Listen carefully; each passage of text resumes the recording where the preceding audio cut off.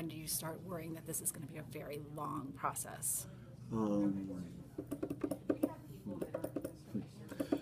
uh, this has the complexities to it that it could be an extremely long process, an extremely long search. Meaning that there's a lot about this case that does not fit the norm, does not fit the statistical data that we all kind of follow and go off of as far as search managers and search planners. And meaning the fact that you have two different children that disappear from two separate locations on two separate days, two separate vehicles, which adds complexity to the investigative side. There's just so much of an issue with all of that. You have timelines that kind of shift and change, but even when they don't shift and change, there's a huge amount of period of time in those timelines. You know, we say this. It's in our byline of our logo. A child can disappear a mile a minute. You know, it doesn't take a far to go in 30 minutes.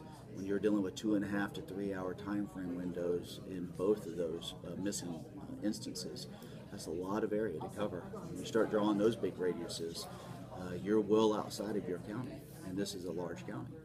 So that part makes it very difficult. That adds to the complexity. The other complexity is obviously there is a diminished capacity that mom is dealing with at that time.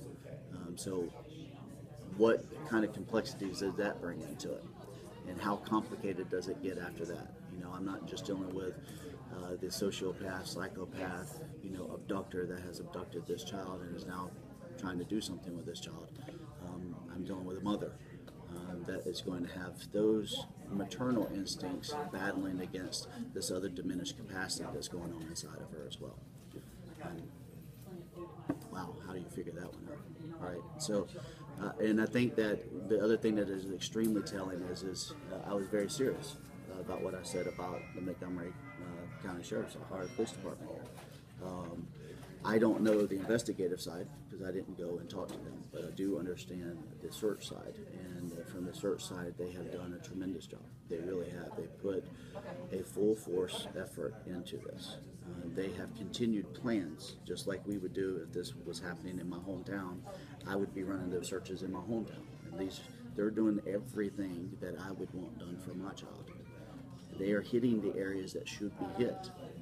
If no one has searched and someone just said, Brad Dennis and Klaas Kids come in here and run this search, those are the areas that they've already hit, and they're not finding it. So